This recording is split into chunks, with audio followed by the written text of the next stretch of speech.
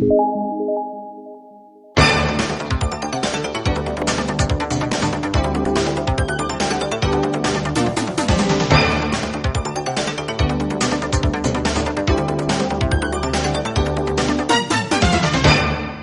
kabar para pemirsa dan juga pendengar setia dari Radio Taiwan Internasional? Saya Tony Tamsir. Selamat jumpa dan juga tentu saja di samping Tony ada tamu istimewa yang khusus datang ke ruang studio kami, yaitu Bapak Budi Santoso, Kepala Kantor Dagang Ekonomi Indonesia. Selamat datang, Pak.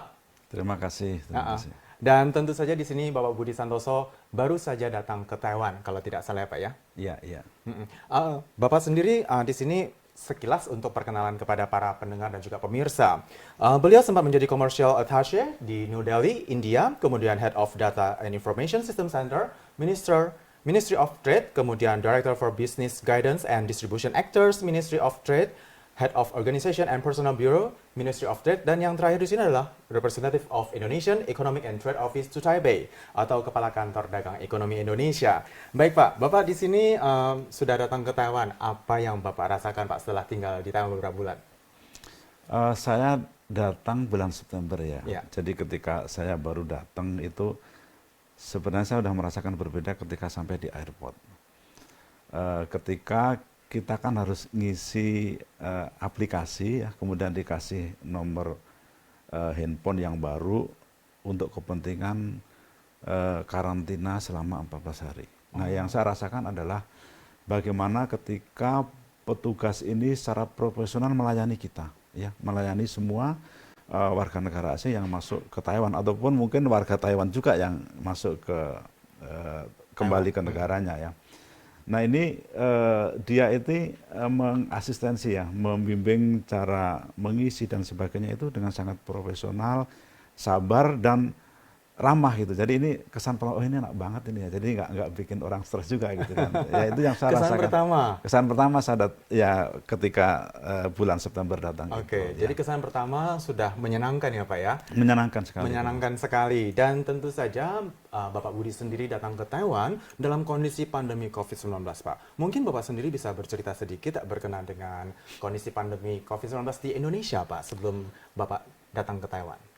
Ya sebenarnya ya seperti juga negara-negara lain di dunia ya, kita ini sedang mengalami pandemi COVID-19 ya, di Indonesia ataupun di setiap negara sepertinya tidak terlewatkan ya karena dan pemerintah saya kira sangat serius sekali menangani pandemik ini dan tentunya kita berharap dan optimis mudah-mudahan pandemi COVID-19 di Indonesia ini segera berakhir dan harapan kita semua tentunya aktivitas sosial, ekonomi semua berjalan normal kembali. Dan itu saya pikir harapan semuanya, tidak ada Indonesia saja, tapi setiap negara pasti sekarang bahu-membahu bagaimana menyelesaikan pandemi COVID-19 ini secara bersama-sama. Ya, termasuk juga di Indonesia kalau demikian tentunya, Pak ya. Ya, tentunya. Dan pemerintah sudah sangat istilahnya menggunakan berbagai langkah antisipasi untuk penanganan kondisi pandemi COVID-19 yang sedang merebak di seluruh dunia. Dan Tony yakin sendiri,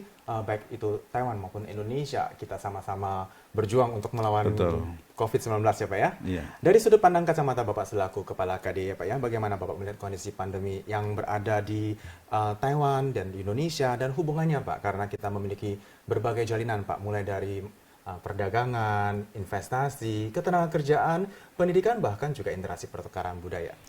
Ya memang ya dengan pandemi COVID-19 ini tentu banyak juga berpengaruh ya terhadap semua hubungan, apakah itu perdagangan, ketenagakerjaan dan sebagainya pasti ada pengaruhnya.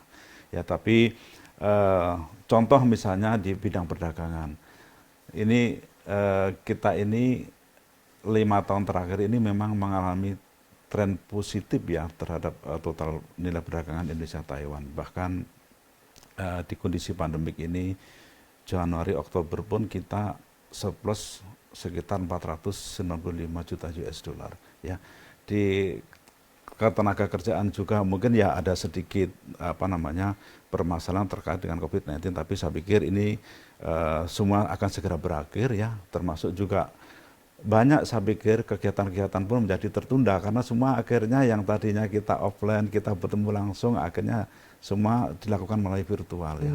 Tentu ini juga eh, eh, kita Tren bilang baru. new era ya, new era. New Jadi ini era. yang sekarang juga sedang kita lakukan, tapi kita harap semua berjalan menjadi normal kembali ya. Ya kita hanya bisa ini juga berdoa gimana supaya pandemi ini cepat selesai, tentu Ya. dengan berbagai upaya yang kita lakukan. Banyak sekali hal-hal yang harus dilakukan dan juga Ya. Tony yakin di sini ke depannya hubungan antara Taiwan dan Indonesia akan terus membaik. Dan berbicara mengenai masalah hubungan Taiwan dan Indonesia, hubungan Taiwan dan Indonesia cukup unik ya Pak ya, karena mengingat Ya. Taiwan dan Indonesia tidak memiliki hubungan diplomatik, tetapi menjalin berbagai hubungan mulai dari kerjasama perekonomian, perdagangan, investasi dan lain sebagainya.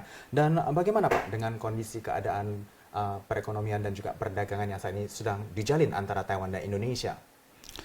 Ya, saya pikir Indonesia dan juga mungkin negara lain ya ketika membina hubungan dengan Taiwan ini kan hubungan non diplomatik ya. Banyak juga negara yang melakukan seperti itu. Nah kita Kantor Dagang Ekonomi dan Industri Indonesia di Taipei atau KDI ini memang fokus pada peningkatan kerjasama hubungan ekonomi ya, khususnya perdagangan dan investasi. Nah tapi kan di dalam perjalanannya perkembangan ekonomi ini kan selalu berjalan sehingga sampai juga ke tenaga kerja itu kan juga sebenarnya bagian dari perkembangan sebuah ekonomi. Nah tugas KDI juga menjadi lebih besar lagi bagaimana memberikan pelindungan kepada PNI sebagai PMI sebagai warga negara Indonesia yang ada di Taiwan. Jadi ini memang ruang lingkup kita akan fokus ke situ. Ya ini sebagai perkembangan hubungan antara Indonesia dan Taiwan. Ya, dan dilanjutkan dengan kondisi perang dagang yang saat ini terjadi di dunia antara mainland China dengan Amerika Serikat. Apakah juga turut memberikan pengaruh Pak dengan hubungan kerjasama antara Taiwan dan Indonesia? Sebenarnya ini momen yang bagus juga buat Indonesia ya. Karena kita lihat dengan perang dagang Cina dengan Amerika ini kan banyak perusahaan yang relokasi ya. Nah kita tentu berharap investasi Taiwan ke Indonesia ini meningkat ya. Jadi kita beberapa kali bertemu dengan para calon investor di Taiwan ya. Kita melakukan pendekatan, kita menawarkan bagaimana iklim investasi di Indonesia saat ini sehingga mereka bisa tertarik untuk ke Indonesia ya, apalagi dengan kebijakan baru Taiwan yang akan melihat negara-negara Asia ini sebagai bentuk kerjasama ekonomi yang baru. Nah itu kita lakukan, ya itu artinya momen yang bagus buat kita. Momen yang bagus kalau demikian. Walaupun perang dagang itu terjadi antara mainland China dengan Amerika, tetapi juga menjadi satu kesempatan. Betul. Namun kesempatan ini ingin Tony telusuri lebih lanjut ya Pak ya, karena setiap negara di kawasan Asia Tenggara memberikan banyak sekali istilahnya mungkin saja tawaran-tawaran kepada berbagai negara lainnya untuk melakukan investasi. Bagaimana halnya dengan kondisi di Indonesia Pak? Tawaran apa yang mungkin menurut Bapak ini sangat-sangat potensial agar bisa diberikan kepada masyarakat Taiwan Pak? Ya ini khususnya tadi kita bicara mengenai investasi ya. Saya pikir pemerintah dengan kepemimpinan Bapak Presiden Jokowi ini kan mempunyai banyak terobosan ya di bidang investasi, termasuk kemarin juga misalnya Omnibus Law itu ya, itu kan sangat mendukung bagi investasi untuk masuk ke Indonesia. Infrastruktur juga sudah diperkuat dan mungkin juga termasuk birokrasi ya, easy doing business juga. Nah ini saya kira ini adalah instrumen yang disiapkan oleh pemerintah Indonesia untuk yang menjemput bola ya, sehingga para investor ini datang ke Indonesia. Gitu. Apakah tidak ada istilahnya, jadi persaingan dong Pak dengan negara-negara Asia Tenggara lainnya dalam istilahnya menjaring para investor di berbagai negara? Ya pasti akan bersaing, makanya itulah yang disiapkan pemerintah untuk lebih kompetitif kan ya, kompetitif dalam menerima investasi sehingga mereka semakin banyak yang datang ke Indonesia. Karena kalau lihat kan negara lain pun juga pasti menyiapkan seperti itu ya. Ya di negara Asia yang lain juga seperti itu. Makanya kita tidak mau kalah dan kita harus mempunyai kesempatan yang pertama bahwa Taiwan datang ke Indonesia itu yang harus kita kejar. Nah, bidang apa saja Pak yang menurut Bapak ataupun juga sepengetahuan Bapak bidang-bidang yang potensial Pak yang bisa ditawarkan kepada para investor dari Taiwan sendiri Pak? Ya, kalau di Taiwan ini yang sudah masuk itu kan bidang-bidang manufaktur ya, seperti plastik, tekstil dan sebagainya ya. Tapi kita juga ingin mengejar high tech ya, seperti elektronik, komponen elektronik dari Taiwan ini kan sangat terkenal ya. Jadi bagaimana perusahaan atau investor itu juga masuk ke Indonesia tentunya. Gitu. Banyak sekali hal-hal yang mungkin saja akan menjadi PR bagi kepala KDE ini Pak ya. Bagaimana Bapak melihat peran Taiwan Pak dalam hal hubungan kerjasama dagang dan ekonomi dengan negara-negara di kawasan Asia Tenggara? Peran Taiwan sendiri Pak? Ya, saya pikir Taiwan juga cukup aktif ya, cukup aktif pendekatan-pendekatan ke negara ASEAN ini untuk meningkatkan hubungan kerjasama ekonomi ya. Makanya kalau bagi Indonesia sebenarnya kesempatan tadi karena potensi investasi ini yang cukup besar ya. Kemudian juga pariwisata cukup besar ke Indonesia. Makanya kita terus-menerus melakukan promosi investasi dan juga promosi ya. Selain juga tentu promosi di bidang perdagangan. Karena saya sampaikan tadi bahwa perdagangan kita ya selalu meningkat terus ya dari tahun ke tahun. Nah ini sejalan dengan kebijakan Taiwan. Ya pas banget kita kebetulan sambut. Kebijakan menuju selatan baru ya Pak yang diusung oleh Presiden Chang Ing-wen kalau demikian. Betul ya. Jadi klop dengan apa yang diinginkan oleh pemerintah Indonesia. Ya. Wow, luar biasa. Dan tentu saja dalam menjalin kerjasama ya Pak ya, di sini pertanyaan berikutnya mungkin saja sedikit lebih sulit ya Pak ya. Apakah memungkinkan Pak bagi Taiwan untuk menjalin hubungan yang lebih dekat lagi dengan Indonesia, kemudian juga mungkin saja menandatangani perjanjian FTA Pak, ataupun juga perjanjian perdagangan bebas antara Taiwan dan Indonesia Pak? Kalau Bapak melihat sendiri Pak. Ya, arahan Bapak Presiden kan kita itu diminta meningkatkan ekspor ke ya negara tradisional maupun negara non tradisional ya. Nah salah satunya bagaimana meningkatkan ekspor itu adalah dengan membuat sebuah perjanjian perdagangan.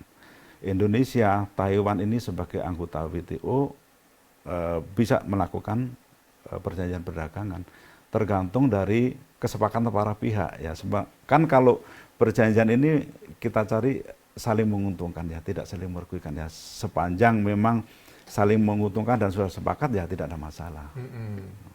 Jadi ada kemungkinan juga ya Pak ya ke depannya ya Pak ya untuk menjalin berbagai kerjasama. Iya, dan penandatanganan MOU tentunya. Tentu itu tuh bisa kita lakukan sepanjang tadi memang para pihak sepakat ya Pak yang ya? Diberanjikan ya.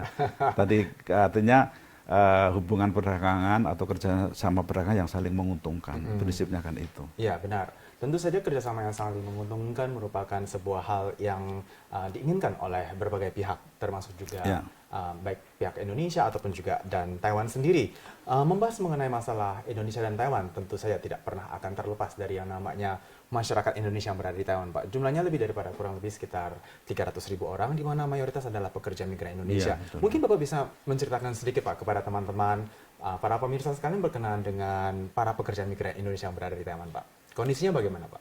Ya jadi kita itu kan dengan Taiwan ya juga sudah ada MOU mengenai ketenaga kerjaan ya sudah ada. Kemudian sudah mungkin hampir 20 tahun ya PMI kita itu ada di Taiwan. Saya pikir Taiwan ini mempersiapkan infrastruktur yang bagus ya untuk struktur yang bagus untuk pelindungan kepada para WNI khususnya para PMI. Jadi kami bersyukur ya walaupun tentu ada ya masalah kecil yang muncul itu saya pikir hampir di setiap negara ada, tapi saya lihat struktur untuk pelindungan PMI oleh Taiwan ini sangat bagus. Kita lihat dari misalnya mulai dari agensinya, kemudian mulai ke pengaduan kalau ada masalah ya, kemudian edukasinya kepada para PMI ini sangat membantu buat kita khususnya yang dalam melakukan pelindungan terhadap PMI. Nah, tinggal di Taiwan merupakan sebuah hal yang cukup menantang ya Pak ya, tinggal di Taiwan karena beda bahasa, kemudian beda budaya dan lain sebagainya. Mungkin saja selaku Kepala KDI Pak, mungkin Bapak pernah juga mendengarkan keluhan-keluhan dari para PMI. Mayoritas keluhannya dalam berbentuk apa saja Pak? Saya melihat gini ya, tadi perbedaan dari agama, budaya, kemudian bahasa ya. Satu sebenarnya agak kaget juga ya teman-teman PMI ini ketika sampai di sini banyak yang cepat bisa bahasa Mandarin. Oke. Ya saya senang juga artinya itu sebenarnya salah satu apa ya bentuk komunikasi ya dengan bahasa itu sehingga akan memperkecil permasalahan yang ada ya karena dia bisa mengkomunikasikan dengan majikannya misalnya kalau terjadi sesuatu itu bisa dikomunikasikan melalui bahasa yang dia kuasai. Nah, padahal kan banyak perbedaan tadi. Misalnya mereka juga mungkin perlu ibadah ya, yang sebagian juga berbeda. Mereka perlu sholat 5 waktu, perlu puasa. Nah, ini kan bisa dikomunikasikan dengan para majikannya. Dan saya melihat perkembangannya cukup bagus, Pak. Misalnya beberapa waktu yang lalu kami diundang oleh sebuah rumah sakit ya, yang di situ menyediakan musola, ya, luar biasa. musola untuk para PMI.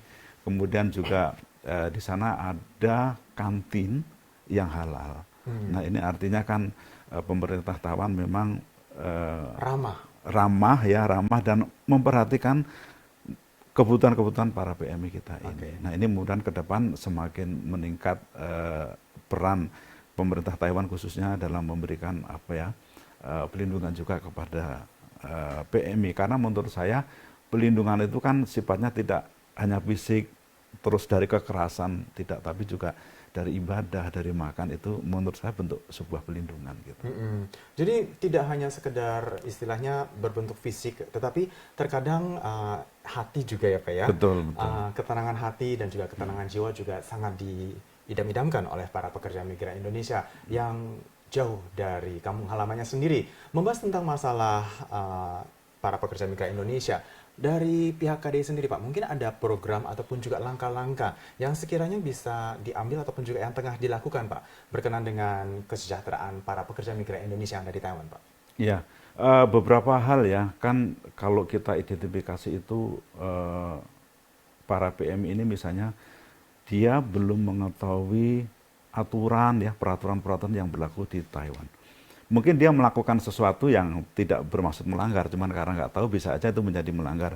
Nah artinya itu tugas kita bagaimana para PMI ini menjadi tahu mengenai peraturan itu. Salah satunya yang kemarin kita lakukan adalah Lokakarya ya, kita mengundang para pejabat berwenang di Taiwan untuk memberikan sosialisasi kepada para PMI. Kita undang PMI dan juga akan ada kita punya satgas-satgas yang bisa mengkomunikasikan kepada PMI. PMI ini kan jumlahnya hampir 265 ya. Kan kita nggak bisa ngumpulin satu gitu ya. Makanya kita ada beberapa komunitas kemudian juga satgas ya itu yang kita ajak diskusi bagaimana masalah-masalah PMI ini bisa diselesaikan dengan baik dan mereka membantu mengkomunikasikan. Nah itu terus kita lakukan yang pertama ya biar mereka memahami dan mengetahui semua peraturan yang ada di Taiwan ini. Jadi sosialisasi dan juga bantuan advokasi kalau demikian Pak? Betul ya tentu kita lakukan. Kemudian juga di masa pandemik ini kita juga melakukan program-program misalnya kayak bantuan sosial gitu ya karena kemarin misalnya banyak ABK ini kan karena lagi musim ini kan nggak bisa melaut ya jadi otomatis dia juga perlu kebutuhan segala macam makanya kita ada semacam bantuan sosial kepada para ABK kita. Perlindungan yang diberikan dari KDI kepada warga negara Indonesia di Taiwan itu tampaknya tidak sedikit ya Pak ya, banyak sekali hal-hal yang dilakukan.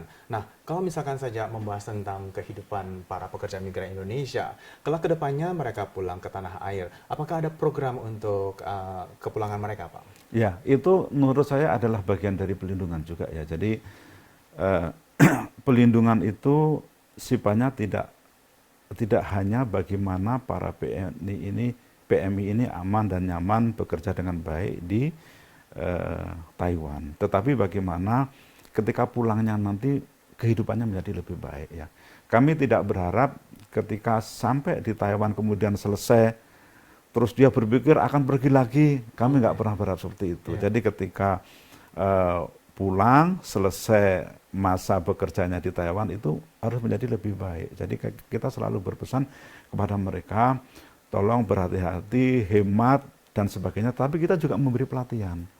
Jadi kita sering sekali memberikan pelatihan bagaimana cara berwira swasta, ya. Jadi pelatihan manajemennya, pelatihan pemasarannya dan sebagainya. Bagaimana membuat sesuatu yang mempunyai nilai lebih sehingga nanti kembali itu dia menjadi UKM yang handal gitulah. Itu sering kita lakukan karena itu juga sangat penting ya. Jadi dia di sini jangan hanya apa istilahnya berdiam diri ya udah bekerja, tapi harus berpikir juga ke depan. Ya masa depannya seperti apa. Ini kan kita anggap bekerja dan juga bersekolah itu ya, belajar. Ya jadi kalau perlu dipelajari ini kehidupan di Taiwan apa yang kira-kira bisa dilakukan di Indonesia untuk meningkatkan kesejahteraan masing-masing. Itu yang selalu kita tekankan.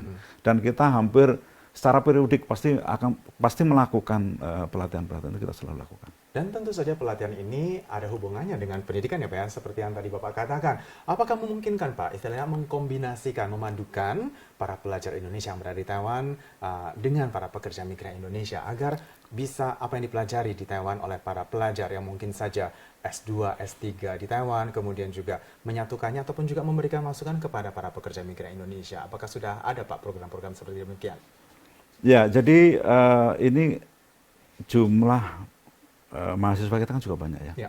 Ada sekitar 14.000 di Taiwan. Tentunya ini kita sangat berharap ya antara pelajar kemudian PMI ini juga saling bahu-membahu ya bagaimana memikirkan setelah kedua-duanya tentunya setelah pulang ke Indonesia ya. Jadi bagaimana belajar dengan baik bagi si pelajar tetapi juga bagaimana PMI ini bekerja dengan baik. Jadi kolaborasi antara mahasiswa, kemudian PMI ini juga harus kita tingkatkan, harus saling mendukung karena bagaimanapun juga mereka adalah sama-sama warga negara Indonesia yang kesini tujuannya adalah ke depan membangun Indonesia.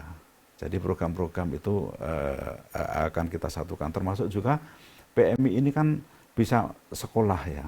Jadi kejar paket A, B, dan C itu ada. Bisa dilakukan di Taiwan bisa ya? Dilakukan. Kemarin kita juga melakukan wisuda. Kemudian juga ada yang ngambil S1 lewat Universitas Terbuka di Indonesia. Dan ini sudah kemarin sekitar 2 minggu yang lalu kita juga melakukan wisuda di KDII ya dengan secara virtual dengan Jakarta. Nah ini kan sebenarnya upaya-upaya yang kita lakukan, kita bekerjasama dengan Jakarta dan juga para pelajar kita karena yang handle itu para pelajar kita. Ya. Jadi seperti sebagai perwakilannya dari universitas yang ada di Jakarta. Nah artinya ketika kita membekali para PMI ini memang tidak hanya dari sisi keterampilan atau manajemen tadi, tetapi juga memang juga harus meningkatkan tingkat pendidikan masing-masing sehingga mereka lebih berwawasan yang lebih luas. Gitu. Semoga saja berbagai informasi yang tadi disampaikan oleh Bapak Budi Santoso selaku Kepala Kantor Dagang Ekonomi Indonesia bisa berguna dan juga bermanfaat bagi para pemirsa sekalian. Yang berikutnya Pak, beberapa pertanyaan yang ringan ya Pak ya tentang Bapak sendiri Pak. Bagaimana Bapak melihat Taiwan? Saya tuh baru berapa ya 3 bulanan 3 bulan. Sini, ya. Tapi saya sangat terkesan sekali ya. Ketika waktu itu juga diundang sebuah art gallery gitu ya, yang ternyata dia sangat mencintai budaya Indonesia. Di situ dia ada museum untuk wayang ya, wayang kulit dan sebagainya.